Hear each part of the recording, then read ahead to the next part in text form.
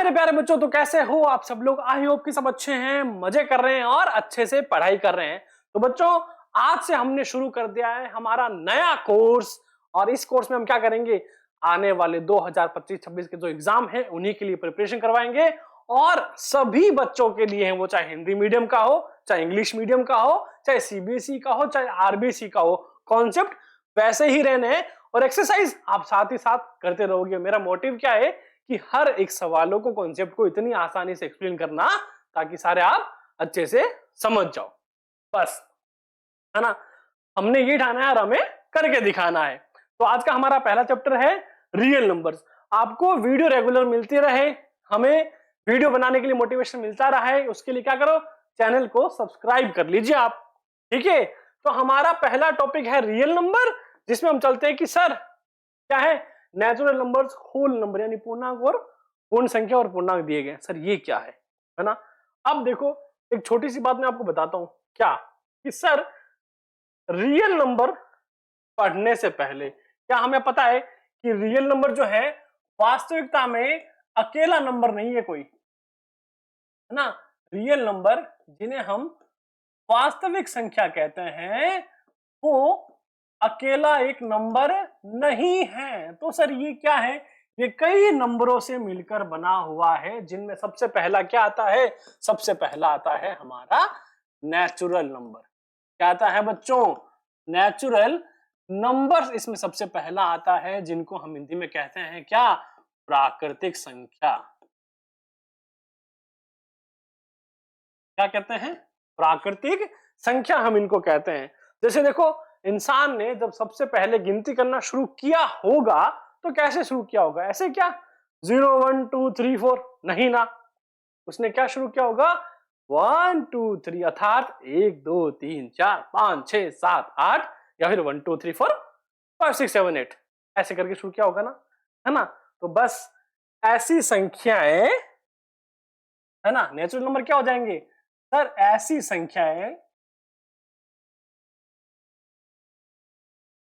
जिनकी शुरुआत कहां से होती है, शुरुआत एक से होती है। कहां से होती है बच्चों, जिनकी शुरुआत एक से होती है ना। The number started from 1। उदाहरण के लिए 1 2 3 4 और फिर आगे ऐसे चलते रहेंगे, ठीक है। और फिर रियल नंबर आ गया। अगला क्या है सर, होल नंबर, है ना। इसी के अंदर पहला क्या होगा, रियल नंबर हो गया, जो कि वास्तविक संख्या का एक पार्ट है। फिर दूसरा क्या है सर, यहां पे आ जाता है होल नंबर, आ जाता है क्या, आ जाता है होल नंबर, जिन्हें हम पूर्ण संख्या कहते हैं। क्या कहते हैं, पूर्ण संख्या। तो सर क्या ये कोई ऐसी संख्या है क्या जो अपने आप में पूरी हो जाती है, जी हाँ, ये बिल्कुल वैसी ही संख्या है। देखो, भारत में जीरो का आविष्कार हुआ, आर्यभट्ट ने जीरो दिया, जिसके बाद क्या हुआ, संख्या में जीरो भी शामिल हो गया, शामिल हुआ कि नहीं, है ना। तो फिर क्या हुआ, ऐसी संख्याएं जिनमें जीरो भी शामिल है ना, वो क्या कहलाती है, वो हमारी पूर्ण संख्या कहलाती है। क्या कहलाती है, पूर्ण संख्या। तो इसका नोट्स में मैं लिख देता हूं कि ऐसी संख्या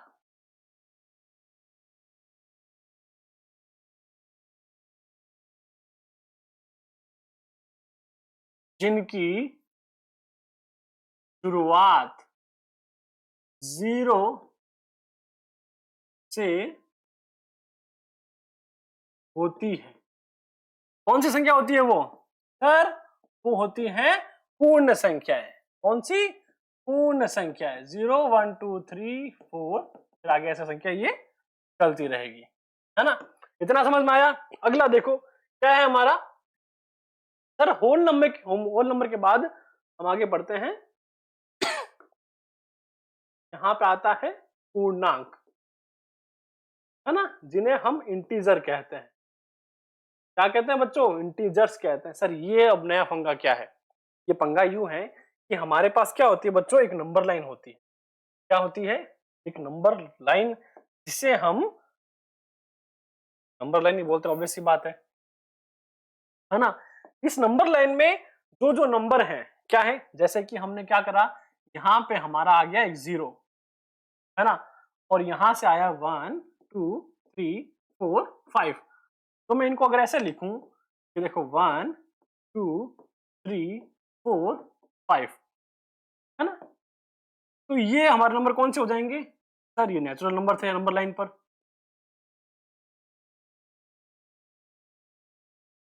ठीक है,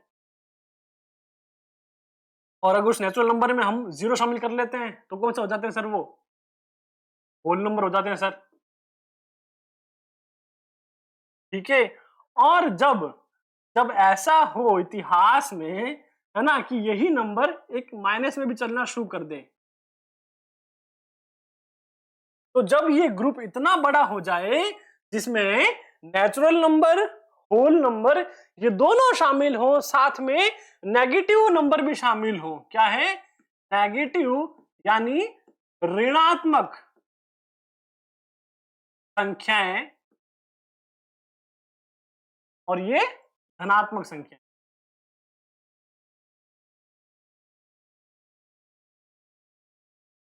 यानी कि पॉजिटिव नंबर,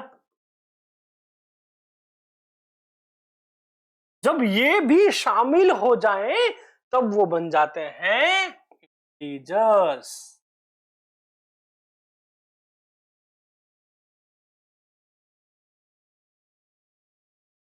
ठीक है, यानी कि पूर्णांक जिसको हम कहते हैं, है ना। तो हम नोट्स में क्या लिखेंगे, हम लिखेंगे सर कि ऐसी संख्याएं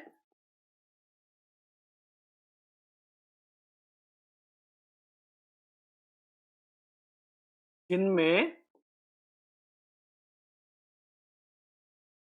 धनात्मक यानी कि पॉजिटिव नंबर्स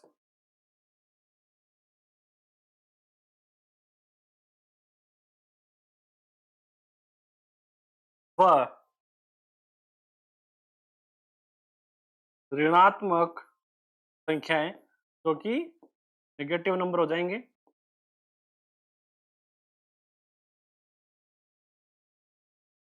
शामिल हो,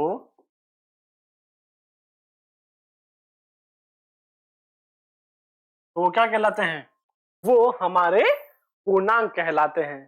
क्या कहलाते हैं बच्चों, पूर्णांक कहलाते हैं। यहाँ पे हमने तीन चीजें क्लियर कर ली है, क्या है, पहला है नेचुरल नंबर, फिर है होल नंबर, और फिर है इंटीजर्स।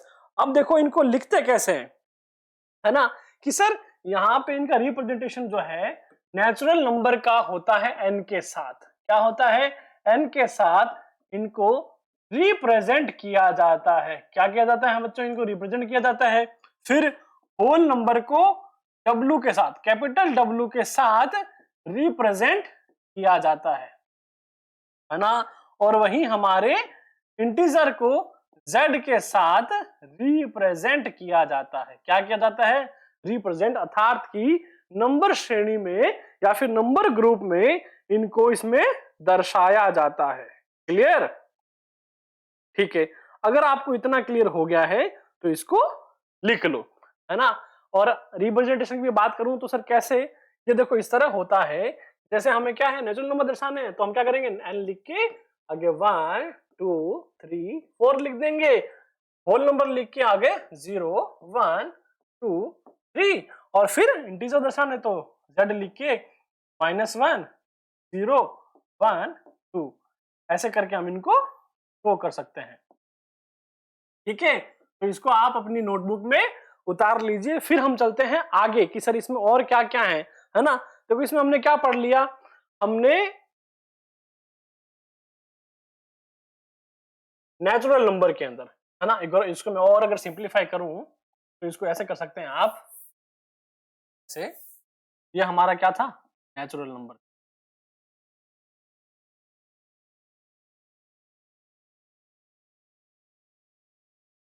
ठीक है, फिर हमारा होल नंबर आया, है ना।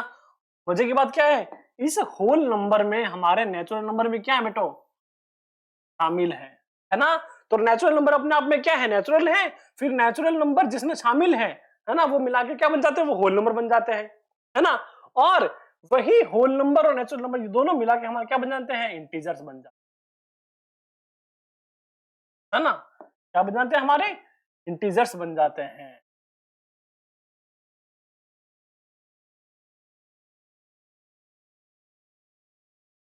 अगर मैं इसको ऐसा करूं कि बाउंड्री है,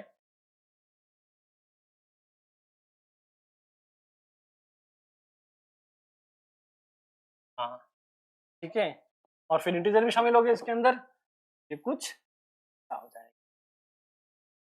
ठीक है। और ये हमने पढ़ा है अब तक किसमें, रियल नंबर में सर, ठीक है। अब चलो हम आगे चलते हैं, इतना उतार लिया होगा आपने, है ना। ये भी, ये डायग्राम जो है वो भी आप क्या कर सकते हो, नोट कर सकते हो। फिर हम आगे चलते हैं, इसको देख लो अच्छे से, इसको भी उतार लेना कॉपी में अपनी।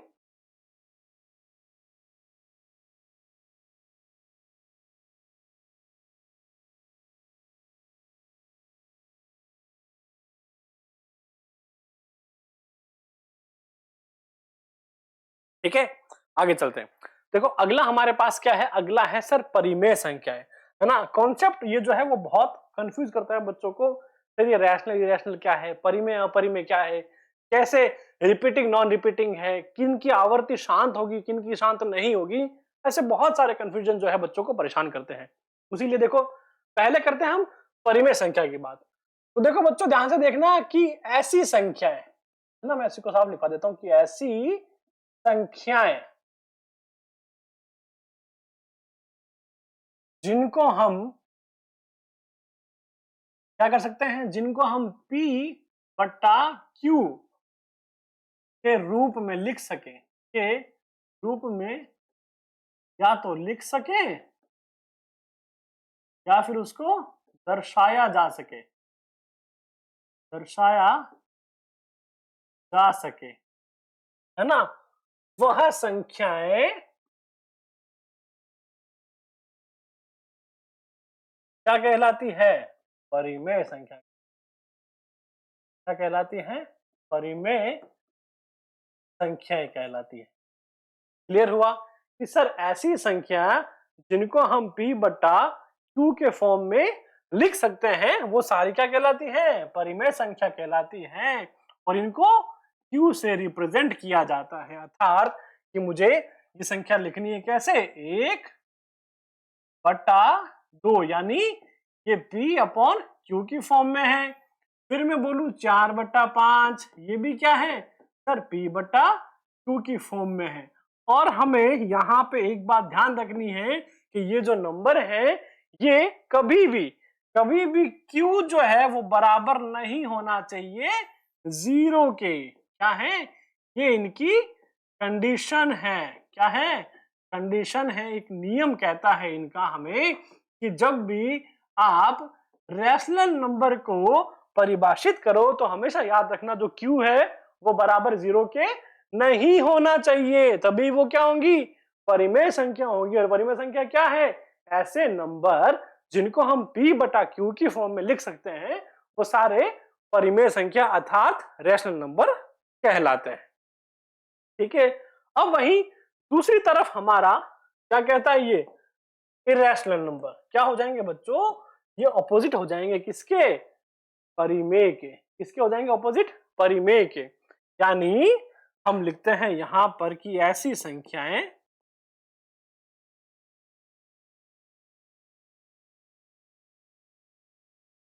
जिनको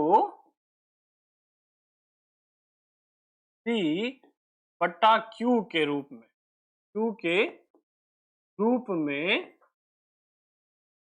नहीं लिखा जा सकता, नहीं लिखा जा सकता, है ना, वह अपरिमेय संख्या कहलाती है। क्या कहलाती है, अपरिमेय संख्या कहलाती है। इतना समझ में आया।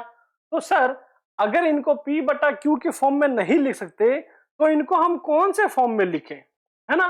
कौन से फॉर्म में इनको पता चले भाई हमारी ये संख्या जो है वो क्या है, वो इरेशनल है।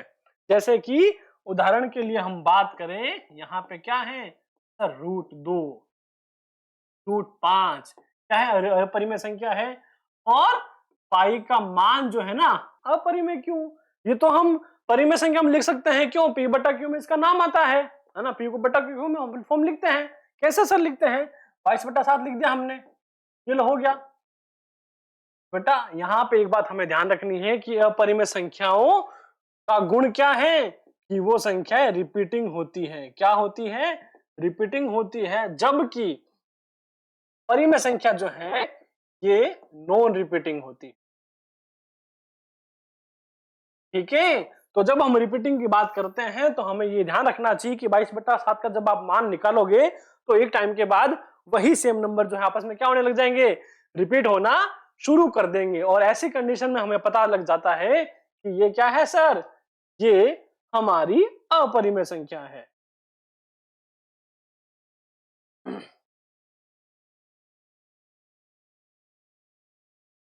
ठीक है, और अब बात ये आती है कि सर, है ना, क्या कहते हैं कि इन्हीं सबको मिलाकर यानी कि प्राकृतिक संख्या,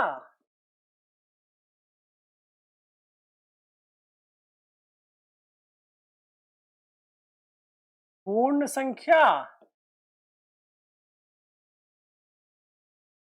पूर्णांक, परिमेय संख्या,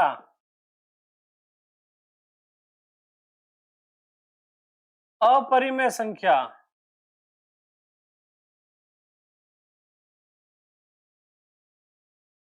ये सभी मिला के किसका निर्माण करते हैं, ये सभी मिला के हमारी वास्तविक संख्या का निर्माण करते हैं, जिन्हें हम रियल नंबर्स कहते हैं।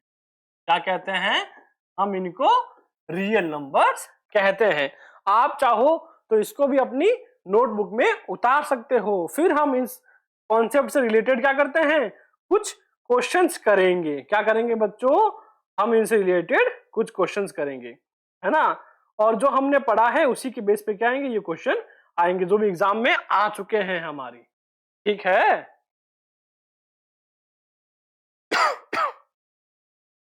देखो क्वेश्चन की बात करें हमारी, तो पहला क्वेश्चन यहाँ पे क्या कह रहा है, प्रश्न 1 है, प्राकृतिक संख्याओं का समूह कौन सा है।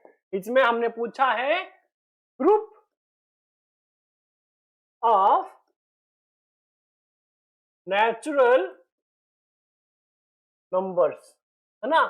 तो ये तो एक बहुत इजी टाइप है क्वेश्चन का, बट हम धीरे धीरे क्या चलेंगे, क्वेश्चन टाइप बढ़ाते हुए चलेंगे। क्या पूछा है, प्राकृतिक संख्याओं का, नेचुरल नंबर्स का ग्रुप कौन सा है। तो पहला ऑप्शन क्या है, 0 1 2 3। अब 0 हमने किस में किया था सर, 0 तो एक होल नंबर का नंबर है, और ये पूरे क्या बन जाते हैं, ये तो पूर्ण संख्या बन जाते हैं। क्या बन जाते हैं, पूर्ण संख्या। सर ये तो नहीं होगा, ये होगा क्या, नहीं सर ये तो नहीं होगा। फिर क्या है सर, 1 2 3, हाँ ये है।